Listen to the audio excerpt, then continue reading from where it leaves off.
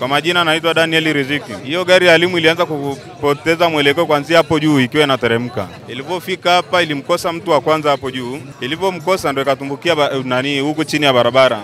Ilipopanda ndio ikamkuta huyo aliyokuwa amegongwa hapo. Uzembe ni wa dereva wa gari kubwa ambaye alikuwa anashuka bila tahadhari na kupita hapo mahali kuna watu wengi bila kuangalia. Hajasimama, imeunga moja kwa moja. Alipofika tu kwenye bumps pale ndo akaangalia nyuma alichofanya, akaendelea kwenda na safari. Hapana, huyo mtu siwezi kumfahamu maana alikuwa ni mpita njia. Ni mwanaume miaka kama 50 na kuendelea. Wanatakiwa wawe makini sana kwenye kuteremka hizo barabara ambazo kuna watu wengi. Maana hapa watu ni wengi na wanakatiza hapa kila saa na ni eneo la stendi. Kwa jina naitwa Daudi Ibrahimu, niko maeneo ya stendi kubwa hapa. Kuna gari aina ya Rimu ilikuwa inatokea upande wa juu, ilikuwa inashuka. Katika kushuka kulikuwa na mtu anapanda. Kwenye kupanda akagongwa. Kwenye kugongwa ameanguka mpaka sasa hivi ndo hii maiti iko kwa hapa. Na gari haikusimama, imeendelea na safari zake. Kwa jinsi dereva alivyokuwa anaendesha, hatukujua kama alijua kuwa ni amegonga au vipi, kwa sababu gari ilipita moja kwa moja. Uzembe, kwa kuangalia uzembe hapo siwezi kujua kwa sababu ilitokea tu ile mshtuko na kugeuka kukuta mtu ameshagongwa. Ajali yani ilivyotokea, yani ni basi iliyokuwa inashuka na mtu anapanda. Alivyokuwa anapanda ndo kugongwa, kuanguka chini na kufariki hapo hapo. Kwa majina naitwa Salvatore Christopher, mzaliwa Mchaga. Yani kiufupi, yani sheria za hapa Tanzania bado tuko nyuma sana. Sababu kama ule jamaa tayari ni marehemu, na kabla ya marehemu walishapigiwa simu wakaambiwa kuna tatizo. Muda sana kabla hata marehemu hajafa. Muda mpaka amekuja kufika ni nusu saa tayari jamaa kashakufa. Nakumbuka jamaa kagongewa pembeni, sio katikati ya barabara. Alafu bado hiyo tena nataka tumbeba na guta. Yaani kama vile marehemu ana nini? Hana haki. Hata kama kufa pia ana haki zake. Kumpakia mtu kwenye guta sio vizuri. Ambulance za serikali zipo, magari ya serikali hapo, mafuta yanawekwa. Kwa nini unamweka kwenye guta?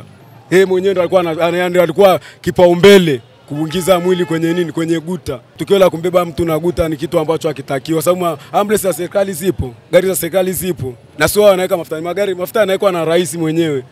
Sio kwamba ni wao wanaweka mafuta. Kwa kumbebea pale kwenye guta sio vizuri. Aliyomgonga ni gari la Limsafari, ilikuwa ndio linaenda kupakilia. Na aliyoko kwenye gari sio dereva. Alikuwa anaosha gari, akaambiwa tu afanyeje, ailete stendi. Pale hivi gari ndio ikaanza kumkatalia. Gari kaanza kuyumba. Alikuwa anagonga akaikwepa, ndo akabatika kufanyaje, kumgonga yule mshikaji. Kwa hiyo kumgonga ile tairi ikapanda nini? Ikapanda pale juu, ikapasua yule ubongo wote, katenganisha. Huyu alikuwa ametokea stendi anakuja hivi, na huyu mwenye gari ametokea huko anaenda stendi kupakia. Na yeye alikuwa anapita wapi? Huku kabisa. Sio kwamba amegongewa huku kabisa, wanaotembea kwa miguu ndo kamfuatia huko. Ni uzembe wa madereva na ni uzembe pia yani wa mabosi pia, tujumlisha na mabosi, kwa sababu ukisema dereva hawezi kwenda bila bosi kumpa nini? Ajira. Kwa hiyo tunasema ni uzembe wa nini? Wa mabosi na madereva. Na yule aliopewa akuwa makini. Na dereva unajua kabisa hiki ni chombo chako, kwa nini mkabidhi huyu? Kwa nini usije nacho wapi? Eneo lako la tukio, sababu unajua hapa ndo unapoenda kufanya nini? Kazi. Kwa madereva na sometimes na wenyewe wafanyaje, wawe makini. Waangalie na mtu anaweza kumpa chombo chake cha moto. Na vyombo vya moto ni hatari.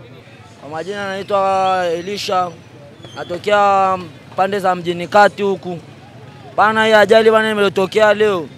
Imetokea kama vile yani ni mtu alikuwa anashuka kutoka mianzini anaelekea chini hivi stendi kubwa. Sasa kama hiyo ajali ulivyoiona hapo, mzee ni kama na miaka takriban mtu wa makamu, yani mzee wa makamu. Kwenye 2 3 sasa ndio ukakuta mzee na yeye gari kwenye kubananisha barabara ni ndogo hivyo. Kwenye mpishano ile mzee akapigwa push ndo akaanguka kama hivyo.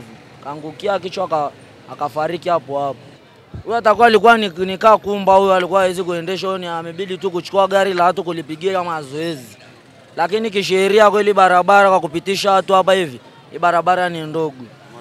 Magari makubwa yani unapitisha magari makubwa alafu nje akatembea kwa miguu inakuwa ni chache. Maana toki angalia nje yenyewe na mashimo makubwa.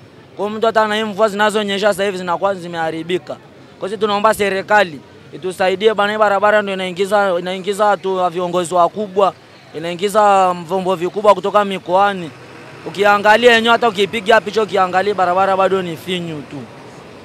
Na yuko hapa karibu na uwanja mkubwa kabisa kimataifa stadium.